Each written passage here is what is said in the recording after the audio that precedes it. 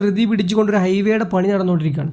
ഇന്ത്യയുടെ തെക്കേറ്റത്തുള്ള കന്യാകുമാരി മുതൽ മഹാരാഷ്ട്രയിലെ പൻവേൽ വരെയുള്ള ദേശീയപാതയാണ് ഈ ദേശീയപാത 66. മുൻപ് ദേശീയപാത 17 അതിനോടൊപ്പം ദേശീയപാത 47 കുറച്ച് ഭാഗങ്ങൾ കൂടെ ചേർത്തിട്ടാണ് ദേശീയപാത 66 മാറ്റി പുതുക്കി പണിയുന്നത്. പശ്ചിമഘട്ടത്തിന് സമാന്തരമായി കൊങ്കൺ കടലോരത്തോടു കൂടി പോകുന്ന ഈ പാത കന്യാകുമാരി, നാഗർകോവിൽ, പത്മനാഭപുരം, വിളവങ്കോട് വഴി പാറശാലയിൽ വെച്ച് കേരളത്തിലേക്ക് പ്രവേശിക്കും. കേരളത്തിൻ്റെ പടിഞ്ഞാറൻ തീരത്ത് കൂടി പോകുന്ന പാത പിന്നീട് മഞ്ചേശ്വരം വഴി കർണാടകയിലേക്ക് കടക്കും. കേരളത്തിലാണ് ഈ ദേശീയപാതയ്ക്ക് ഏറ്റവും ദൈർഘ്യമുള്ളത്. പിന്നീട് മംഗലാപുരം, ഉടുപ്പി, ഗോവ, സംഗമേശ്വർ വഴി മുംബൈയിലേക്ക് അടുത്തുള്ള പൻവേൽ വരെ പോകുന്നു. മഹാരാഷ്ട്രയിൽ ഈ പാത മുംബൈ ഗോവ ഹൈവേ എന്നാണ് അറിയപ്പെടുന്നത്.